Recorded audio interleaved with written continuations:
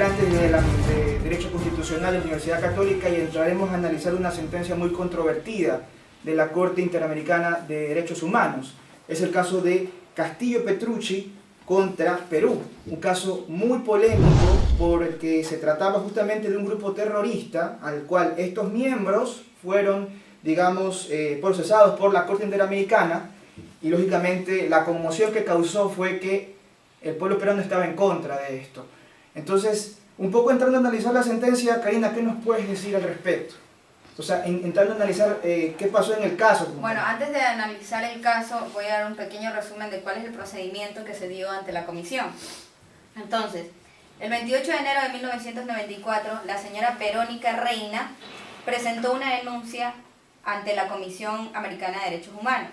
El 22 de septiembre del mismo año, un segundo grupo de denunciantes aportó nuevos antecedentes con esta denuncia y la convención solicitó algún poder para que puedan representar a estas personas denunciantes. El Estado presentó un oficio al Consejo de Justicia Militar argumentando que se siguió una causa en contra de los señores Castillo Petrucci, Pinchera Sáenz y Mellardo Saavedra ante el juzgador militar de la Fuerza Aérea del Perú por el delito de traición a la patria, habiéndoseles impuesto pena privativa de libertad de cadena perpetua al haber quedado acreditada su responsabilidad en la comisión del indicado ilícito penal. Además, manifestaban que eran competentes y que su ley penal es aplicable independientemente de la nacionalidad del autor del delito y de su domicilio. Expresaron también que se observaron las normas del debido proceso. La instancia plural, 3 instancias, la tutela jurisdiccional, motivación de las resoluciones, inaplicabilidad por analogía de la ley penal y se informa de la causa de detención, así como se provee asistencia legal al detenido. Los peticionarios solicitaron que se tenga como ampliada la denuncia a favor de Alejandro Astorga Valdés, ya que por un recurso de nulidad interpuesto en la última instancia, este fue condenado a cadena perpetua. El Estado presentó oficios respecto del estado de salud y de la situación de 4 presuntas víctimas y estableció que la señora María Concepción Pinchera tenía problemas de salud y hostigamiento por parte de las internas. Los peticionarios solicitaron medidas cautelares a favor de las supuestas víctimas para trasladarse a un centro de reclusión mejor, lo cual fue negado por el Estado. Asimismo, la comisión puso a disposición una solución amistosa entre las partes, lo cual también fue negado por el Estado, por lo que la comisión aprobó el informe 1797 y señaló que el Estado de Perú, al haber condenado a Jaime Francisco Sebastián Castillo Petrucci, María Concepción Pinchera Sáenz, Lautaro Enrique Mellado Saavedra y Alejandro Luis Astorga Valdés, violó los artículos 8, párrafo 1 y 20 y 25 en conexión con el artículo 1 de la Convención Americana sobre Derechos Humanos, que el delito a la traición que regula el ordenamiento jurídico del Perú viola los principios del derecho internacional universalmente aceptados de legalidad, debido proceso, garantías judiciales, derecho a la defensa y derecho a ser oídos por otros tribunales imparciales e independientes, por lo que recomendó al Estado de Perú que declare la nulidad de los procedimientos seguidos en el fuero privativo militar por traición en contra de la suspensión a víctimas y que se disponga que se lleve a cabo un nuevo juicio ante el fuero común, observando el debido proceso, y que en 2 meses presente un informe sobre el cumplimiento de esas recomendaciones. El Estado presentó un informe donde rebatió las conclusiones de la comisión y afirmó la legitimidad de sus actuaciones. El 27 de junio de 1997, la comisión tomó la decisión de enviar el caso a la Corte Interamericana de Derechos Humanos, por lo que entramos a debatir lo que se consideró al respecto en la Corte Interamericana de Derechos Humanos. Entonces, claramente estamos tratando un caso en el cual aparentemente se le ha violado el debido proceso a estas personas. Porque entiendo yo, no sé que ustedes que de lo que han podido leer Karina como introducción, estas personas, no entraremos en detalle quiénes son, pero estas personas han tenido un tratamiento judicial diferente al que normalmente debería ser sometida cualquier particular, en este caso cualquier peruano. Es lo que entiendo yo, ¿verdad? Sí, efectivamente. Primeramente, gracias, doctor Hernández, por permitirnos estar en su oficina. Efectivamente, el Estado peruano, en el tiempo que se detuvo a estas personas que han acudido a la Comisión Interamericana de Derechos Humanos de la OEA, con su reclamación por la violación de derechos humanos y de debido proceso en las causas que se le han seguido, el Estado peruano se encontraba en un estado de excepción ante la evidente alteración del orden público por afirmaciones que se conocen en este documento que analizamos, en esta sentencia, y por lo que se llegó a conocer a través de las noticias internacionales. Vivía en un estado de conmoción ante el eminente ataque de los terroristas, de grupo de personas que atentaban contra la seguridad del Estado, de la ciudadanía, y la violencia era insostenible. Dado aquello, el Estado peruano declara un estado de excepción. En este estado de excepción se le da facultades al gobierno para que emita decretos, leyes, que son los que luego utilizan o en los cuales se sustenta el Tribunal Militar Penal para poder aplicar esas normativas establecidas en esos decretos. Me parece que es el 25.561 y el 25.459 y el 25.475, en los cuales se sustentan estos jueces militares para poder sancionar e imponer las penas a estos señores que han acudido a la Comisión Interamericana.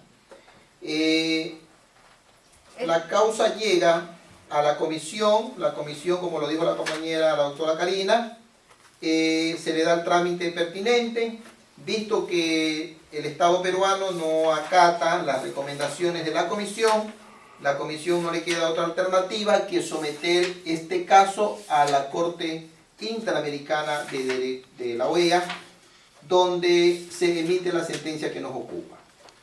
¿Algo quería decir, compañera Karina? Sí, que es interesante la conmoción, el grado que se dio en el Estado de Perú, ¿no? Porque hay que recalcar que esto inició a partir del año 1980. Entonces, luego vamos a tener una explicación de cuál fue la magnitud que estos grupos terroristas, por llamarlos así, tuvieron en el Estado de Perú. Pero lo esencial aquí fue cómo se atentó contra los derechos de estas personas, cómo aplicaron la justicia, no la justicia ordinaria, sino la justicia militar ante estos grupos que se decía en ese entonces que habían atentado en contra de la patria. Sí, así es, de la paz, de la patria, porque es considerado como un delito de traición a la patria. Un delito de traición a la patria, en la Constitución peruana. Y compañeros, ¿algo más? Sí. Bueno, es tan evidente pues la violación o el atropello a los derechos humanos cometidos por el Estado de Perú, que como analizamos en la sentencia, ¿no, verdad? Se ha determinado, se ha llegado a la conclusión, así también como lo resuelve la Corte Interamericana de Derechos Humanos, atropellos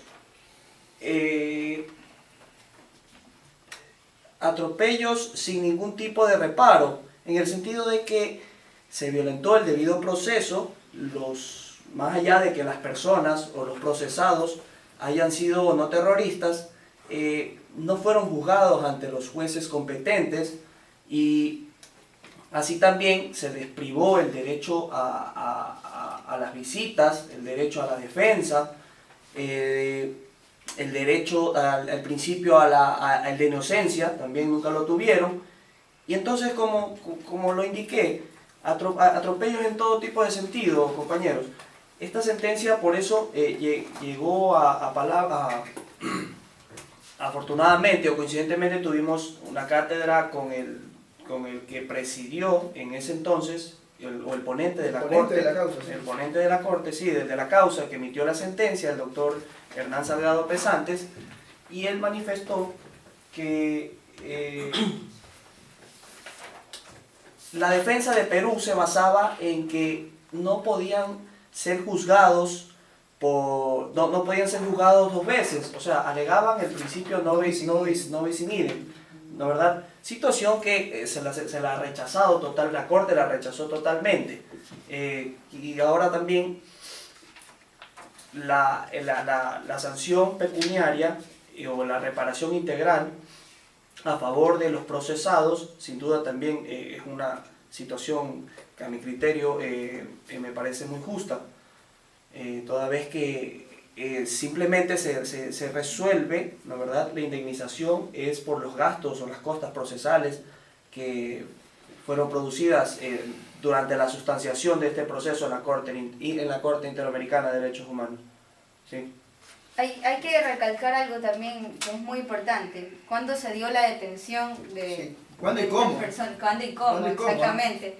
Porque al señor Castillo Petrucci lo detienen el 15 de octubre de 1993, mientras que las otras tres personas fueron detenidas un día antes. ¿Y qué sucede? Los detienen arbitrariamente y sin una orden de detención judicial, Claro, nada y que... lo importante, y justamente acotar a lo que estás mencionando, es que en ese momento en el Perú había o existía un decreto de estado de excepción, en el cual se había solicitado que ciertos derechos, me parece que eran los derechos de libre asociación, el derecho de movilidad, o sea, ciertos derechos estaban restringidos o limitados, ¿no? Entonces, dentro de ese estado de excepción se procede a la detención con ellos. Y ojo, que un derecho que también estaba limitado y que lo menciona la sentencia es que no se podía poner frente a un juez a la persona que estaban capturando. Claramente lo dice la sentencia. Entonces, en ese momento son capturadas estas personas, y cuando son capturadas son sometidas no ante un tribunal de un fuero común como es el que nosotros conocemos, sino ante un tribunal algo, militar. que no podías someterla ante un juez. No podía someterla ante un juez. Esto O sea, decían los decretos. esto decía aquí, la sentencia lo menciona, que era un derecho que le habían suspendido digamos, al estado de excepción, o sea, lo habían limitado, cuando claramente el artículo 27 de la Convención de Derechos Humanos explica en su parte final que no se puede, además de algunos derechos como el derecho a la vida, el derecho a no ser torturado, entre otros, el último derecho que menciona es justamente que uno no puede, no se le pueden limitar, para resumirlo o simplificarlo, no se le pueden limitar las garantías del debido proceso. Y fue justamente lo que limitó Perú en este estado de excepción, que es en el momento en el que captura a estas personas. Y las someten ¿ante quién? Ante un tribunal militar que es ajeno totalmente ante un tribunal que son de fuero común para todos los peruanos. Claro, aparte de eso, no es tan solo que no les dieron este derecho de poder estar en una justicia ordinaria, por llamarlo así ya directamente, sino que no se les dio el derecho a la defensa. O sea, ellos los capturan, los detienen un 15 y un 14 de octubre del 93. Y luego esto se los llevan arbitrariamente, los aíslan hasta que básicamente quisieron y los sometieron a una declaración sin tener un abogado que los respalde y que los defienda. Ellos tuvieron una declaración y bueno, y en base a eso se lo juzgó. En base a eso básicamente, porque la resolución de primera instancia fue sin el abogado que ellos tenían, el abogado que ellos tenían derecho. Y luego de esto dice, bueno, vamos a darle a ellos la oportunidad de que tengan un abogado.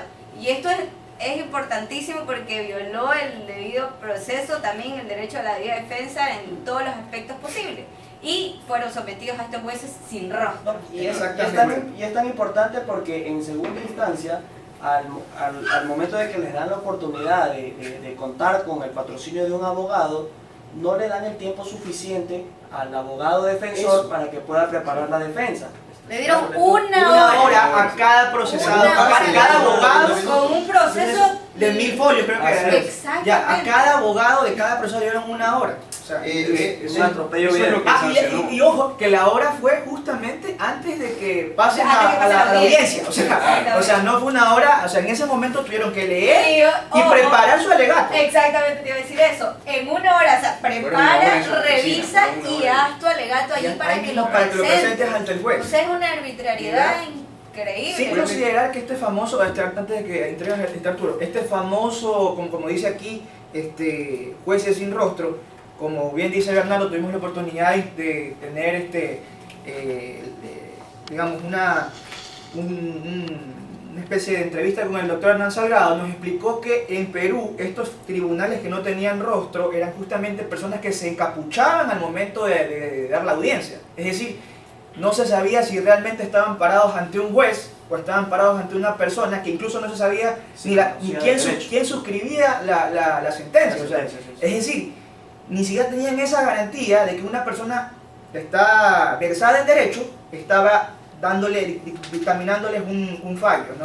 Entonces, una vulneración total de derechos y de las garantías del debido proceso. Ojo, yo no es que estoy... Independientemente de los exacto, ataques yo no es que estoy defendiendo posturas anteriores o conductas anteriores a lo que estamos hablando. Me refiero con esto a lo que haya hecho el señor Castillo Petrucci y compañía. No estoy defendiendo eso. Por eso lo dije, considerando que hayan o no hayan sido terroristas. Pero Arturo, eso es lo que nos mencionaba en la entrevista el doctor Hernán Salgado Pesantes, el cual era el presidente de la Corte Interamericana, que llevó este caso.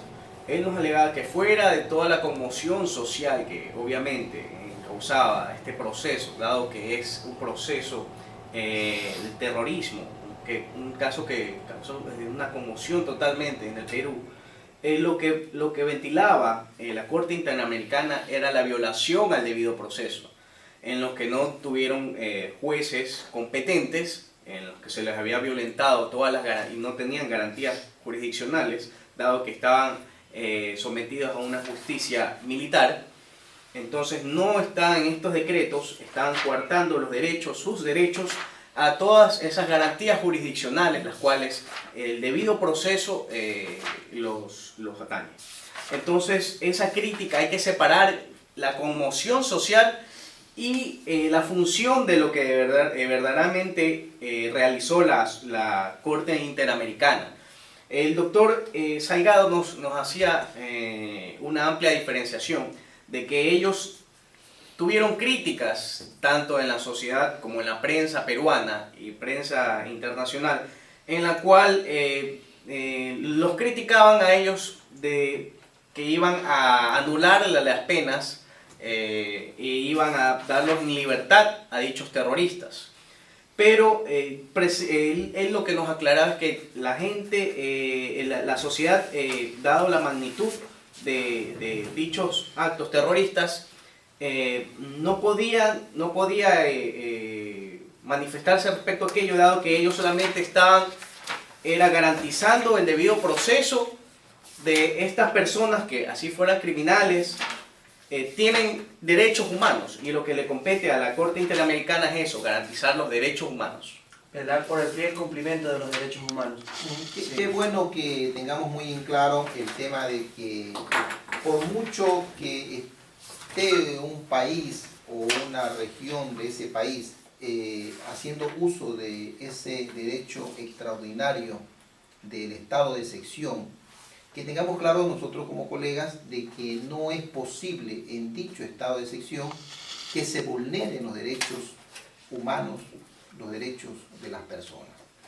Eso es importantísimo que lo tengamos claro, independientemente de la condición social, de la condición delictiva, de las características delincuenciales de las personas que acuden ante la Corte, ante la Comisión y luego ante la Corte Interamericana de Derechos Humanos, que tengamos claro aquello, que no es posible tolerar y aplaudir, peor, aceptar nosotros como hombres de derecho la violación integral de los derechos humanos. Eso es importantísimo que lo tengamos muy claro. Es así que el Estado del Perú, en clara violación de los derechos al debido proceso y a la dignidad humana, puesto que estas personas estuvieron detenidas, como bien lo decían ustedes, compañeros, de manera arbitraria, por mucho que hayan estado terroristas o traidores de la patria, podría habérseles mantenido incomunicados a partir de su detención o de su aprehensión, o como se le denomine, por parte de estos señores militares del Estado peruano.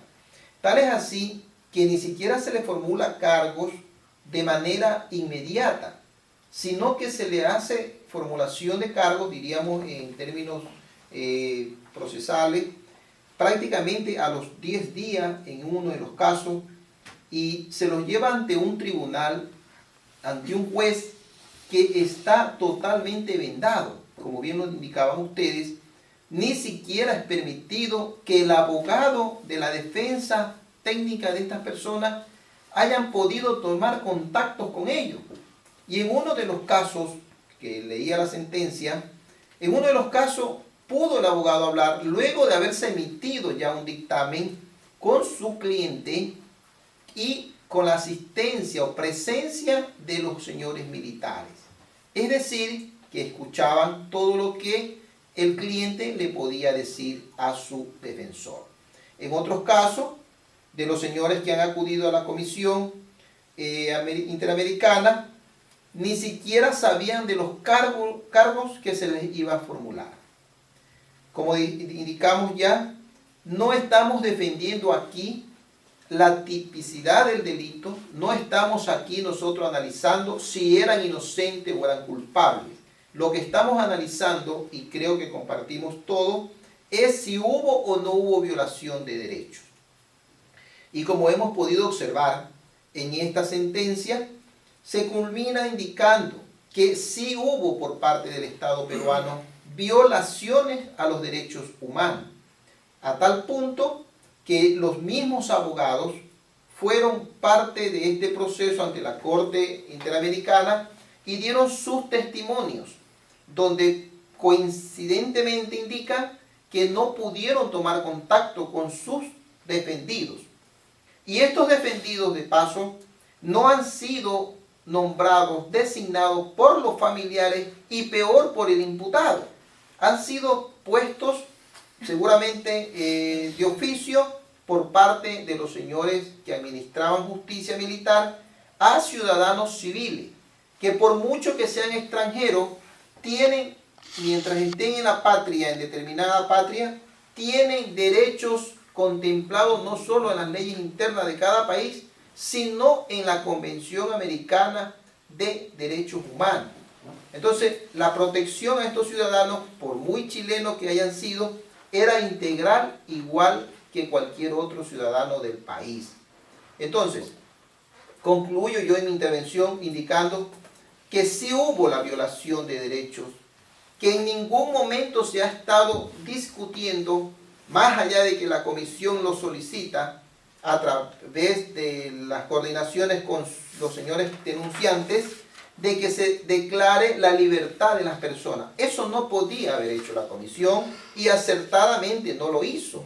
Lo que la Corte Interamericana recomienda y resuelve es que nuevamente se inicie un proceso donde se garantice, valga la redundancia, el debido proceso.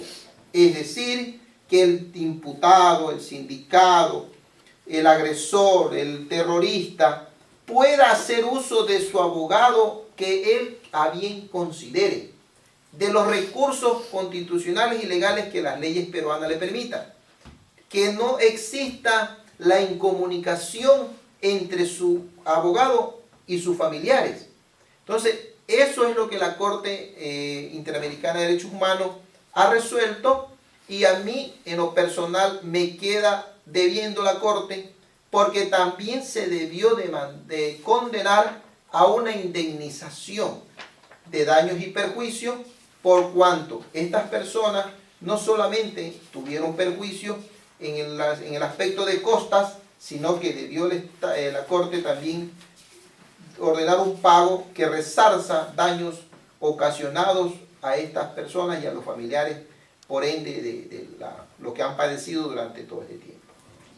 Sí, y bueno, es muy importante lo que usted dice, querido doctor, pero hay algo que yo quiero acotar ahí, ¿no? Usted habló también de las intervenciones que tuvieron los abogados de estas presuntas víctimas, como se llamaban en el proceso.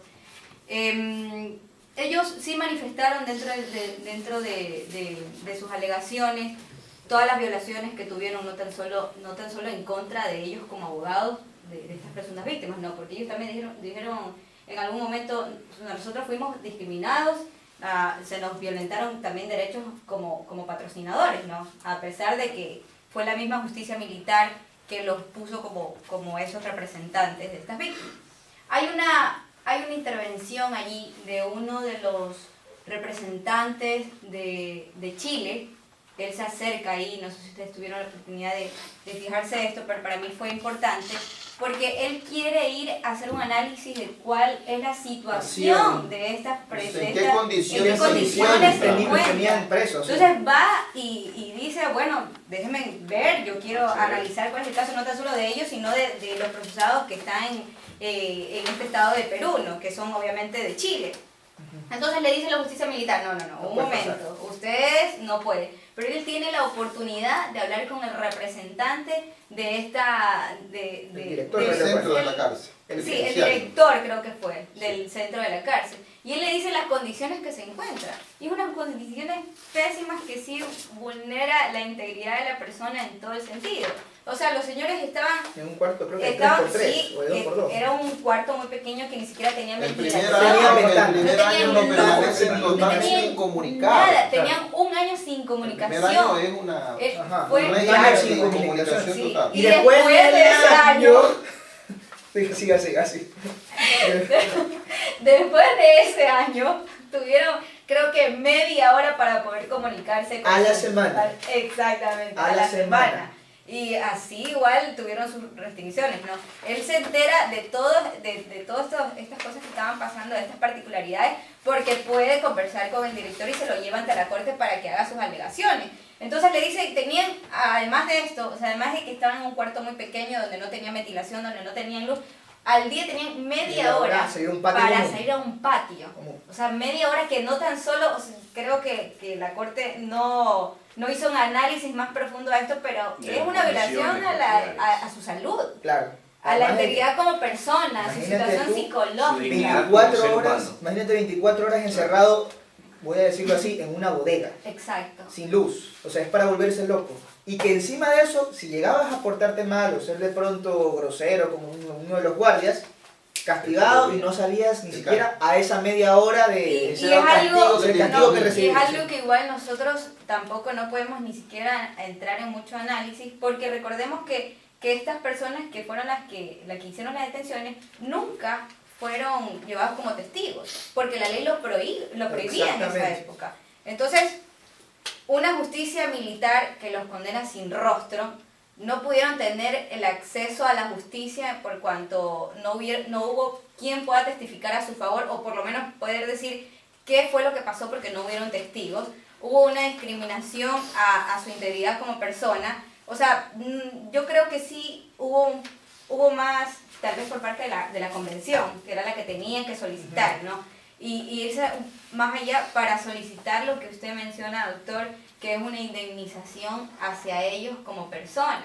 Porque aquí la Corte, bueno, bajo mi análisis, lo que directamente hace es decir, un momentito, ustedes no pueden violar lo que es la Convención Americana de Derechos Humanos. Nosotros no vamos a analizar directamente todas las agresiones, todos los actos, todas las irregularidades que se dieron en el estado de Perú, si hubo asesinatos, si hubo secuestros, porque aquí algo menciona, ¿no? La convención dice, un ratito, pero perdón, no la convención, el estado de Perú menciona, hubo un atentado en contra de la embajada de Japón, o sea, hubo secuestros, hubo asesinatos, hubo un terrorismo en sí. Entonces, la Corte Interamericana no directamente va a juzgar esto, sino que juzga todos los derechos que se violaron a raíz de lo que establece la Convención Americana de Derechos Humanos. Una de las cosas fundamentales de la Convención Americana es que el daño se debe reparar.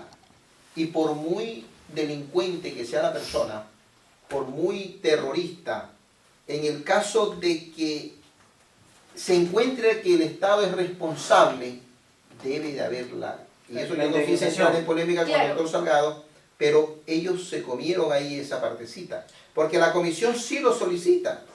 La comisión expresamente que además se declara el Estado peruano debe reparar plenamente a las supuestas víctimas por el daño grave, material y moral. Porque por muy terrorista que sea, hubo un daño grave y moral a estas personas, a los familiares.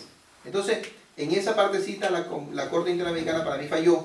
Pero bueno, lo importante es que se ordenó que se haga un proceso debidamente y estas personas, como ya tenemos conocimiento, están cumpliendo una pena luego de un debido proceso, que eso es lo que se tiene y por lo cual debemos nosotros como hombres de derecho siempre luchar, que haya un debido proceso en todas las instancias y en todas las etapas y en todos los procesos. Entonces, en este caso, creo que el Estado peruano debe haber tomado los correctivos y en el caso concreto cumplió con la sentencia, porque los señores tenemos conocimiento y ya el doctor Hernández al final nos hará conocer de qué penas están cumpliendo y qué sanciones recibieron estas personas en un marco del debido proceso. Acotando lo que dijo nuestra compañera Karina, se violó claramente el debido proceso y esto lo establece la Corte Interamericana en el artículo 9. Se debió el debido proceso y más que todo el principio de legalidad al decir ellos que no había tipicidad por los cuales imputarle a estos sujetos. Se tiene que acotar también de que los mecanismos por los cuales se dio los juzgamientos fueron hechos mediante un estado de excepción, por lo cual se dieron estos decretos. Y en estos decretos, además de coartarles todas las garantías jurisdiccionales, se establecían que no importaba de que ellos no hayan sido peruanos para imputarlos en un crimen de traición a la patria, ¿no? Entonces se está violentando el principio de legalidad, dado de que debe haber una tipicidad expresa para poderlo imputar a cualquier sujeto en un delito. Por lo cual se pronunció respecto a ello la Corte. Y bueno, también de acuerdo con lo que tú manifiestas, Arturo, y yo tengo que ratificarme o debo de insistir en los atropellos cometidos a los derechos humanos por el Estado de Perú, ¿no, verdad? Uno de los derechos que más se violentó en este caso fue el de las garantías judiciales y del debido proceso, consagrado en el artículo 1 de la Convención Americana de Derechos Humanos. Pues hay algo que yo sí quiero expresar, porque realmente me causa sorpresa, y es lo que decretó o lo que dispuso el decreto ley número 25.475, el cual estableció en su artículo 15, inciso 1, que como ya lo habíamos venido diciendo aquí, compañeros, los militares que intervenían en el conocimiento de los delitos de terrorismo mantenían en secreto su identidad. Consecuentemente, las resoluciones de sentencias no llevaban ni firma ni rúbrica. Esta parte, la verdad, es, por donde quiera vérsela, es abusiva, arbitraria, inconstitucional, ya que entre las garantías del debido proceso siempre se debe de velar, ¿no, verdad?, porque el procesado sea juzgado por un versado en el derecho, por un juez que conozca el derecho. Eso por un lado, y también por el otro lado lo que comentaban hace un momento, o lo que decía el doctor Salgado en la pregunta que le hicimos respecto sobre su análisis o comentario de esta sentencia.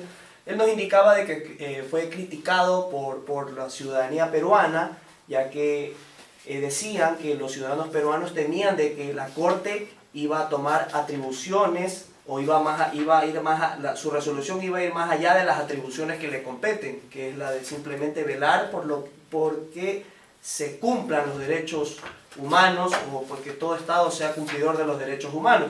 Entonces, es interesante la resolución o la parte resolutiva de la sentencia, que declara la invalidez por ser incompetente ante la Convención Americana sobre los Derechos Humanos del proceso, o sea, declara inválido el proceso llevado en contra de los actores de esta demanda, ¿verdad? Y ordena al Estado peruano que se garantice un nuevo juicio con plena observancia al debido proceso legal. O sea, la Corte no iba a ir más allá de lo que en sí o en su efecto le compete, que es el de velar por la plena protección o la plena vigencia de los derechos humanos. La Corte no iba a intervenir en el ámbito penal o en el ámbito legal del Estado peruano. Bueno, y en todo caso, compañeros, para culminar, porque realmente esta sentencia es muy rica en análisis, yo sí quisiera que Juan Carlos, o de pronto Karina, o Olger, comenten sobre algo, o hacer algún señalamiento respecto, no del juicio, sino más bien de los antecedentes de este caso. No sé qué opinen. Claro, es importante tener en cuenta que el caso que se trata aquí es de Castillo Petrucci y otros 4 chilenos más, que evidentemente se les violó el debido proceso. Pero hay que tener claro algo: estas personas, ¿ya?, tuvieron antecedentes de terrorismo, actos de terrorismo, formaron parte del grupo terrorista, por decirlo así, Tupac Amaru, o MRTA, ¿sí?, un grupo que causó la zozobra y causó mucha hostilidad en el territorio peruano, ¿no? Entonces, cuando estas personas son detenidas dentro de un estado de excepción. El Estado peruano suspendió o limitó unos derechos, entre los cuales el más importante fue la detención y puesta ante la orden de un juez, cuando claramente el artículo 27 de la Convención Interamericana de Derechos Humanos dice que no se pueden violar entre algunos derechos, ¿no? O sea, no se puede limitar, y el más importante y que cierra ese artículo es el de no se pueden violentar las garantías del debido proceso. Puede ser lo que sea el grupo MRTA, y Castillo Petrucci pudo haber sido dirigente o digamos uno de los cabezas de dicho grupo delictivo o terrorista, pero no por eso quiere decir que esas personas no tienen derecho al debido proceso, a una defensa legal como tal, ¿no? Recordemos, y recapitulando el caso, ¿no?, fueron detenidos dentro de un estado de excepción, que fueron suspendidos o limitados ciertos derechos, ¿ya? Y además de eso, con una serie de irregularidades, porque los abogados no tuvieron derecho a revisar los expedientes, los abogados no tuvieron tiempo para preparar la defensa, los jueces que juzgaban no podían, no se dejaban ver el rostro, es decir, estaban encapuchados, y además de eso era una corte militar que, dicho sea de paso, no tenía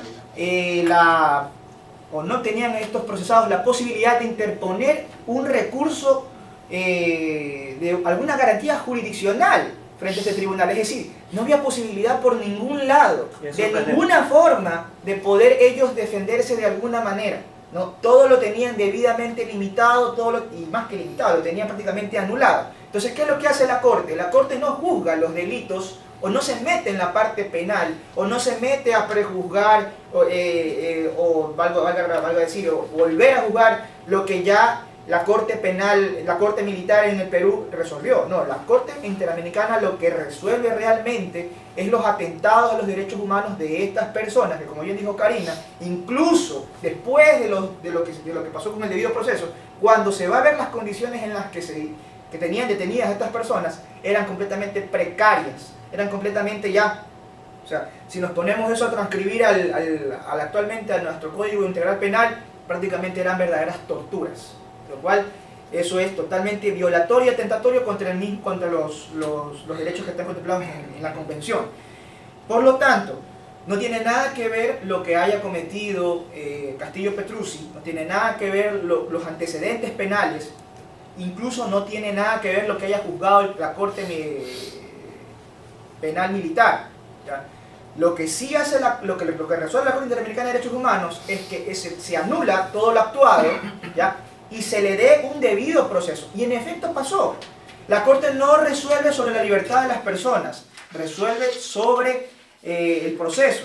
y estas personas volvieron a ser juzgadas, tanto es así que a Castillo Petrucci le dieron 23 años de prisión, y en el primer proceso, en el proceso militar, por decirlo así, les dieron cadena perpetua, o sea, les dieron 23 años, a otros les dieron 16 años, 18 años, según, no, a Castillo Petrucci fue el que le dieron la pena más alta, 23 años, y una indemnización de $10.000, ¿sí? Que como bien dijo el doctor Rodríguez, queda debiendo porque evidentemente hay un daño que se ha generado, ¿no? Imagínense cualquiera de nosotros que tenga que pasar por las circunstancias que pasaron estas personas. Vuelvo y repito, no estoy queriendo justificar de esta manera lo que hayan hecho ellos. No, lo que hayan hecho ellos estuvo mal, pero eso es punto y aparte y es materia de otro juicio o materia de otra, en otro caso, lo que sea. Acá se está juzgando lo que le han hecho a ellos. Y ellos como personas, todas las personas tenemos derechos y tenemos que ser sometidos en igualdad de derechos ante el mismo fuero común. Y entonces, lógicamente, ya Castillo Petrucci, me parece que salió el año pasado, en el año 2017, salió en octubre del 2017, salió de prisión y, lógicamente, ya se trasladó al Perú, a Chile, vive en Chile, pero tuvo su proceso de acuerdo al correcto procedimiento. Y eso fue lo que juzgó propiamente la Corte Interamericana. No se fijó en lo que haya pasado o suscitado, a pesar de todo lo que pasó en Perú. El grupo Tupac Amaru fue un grupo que incluso llegó a secuestrar embajadores. Hay el famoso secuestro de la embajada en Japón, pero nada de eso tiene que ver, eso es materia de otro proceso. Aquí se discutió justamente la forma en cómo se los procesaron y lógicamente pues la vulneración de sus derechos, porque de esa manera pues no se debe juzgar absolutamente a nadie. Creo que hemos concluido, no sé si alguien tiene algo que acotar, agregar, no sé. Yo considero que lo único referente que sí debemos acotar son dos puntitos nomás. Uno, que dejar en claro que la Corte Interamericana aquí básicamente le dio la razón a la Convención. Le dijo, bueno, se violaron casi todos los derechos que la Convención solicitó para este caso, excepto a dos, que fueron el de la nacionalidad, porque la Corte dijo, aquí no se está poniendo en tela de duda la nacionalidad de los chilenos. Y el otro fue el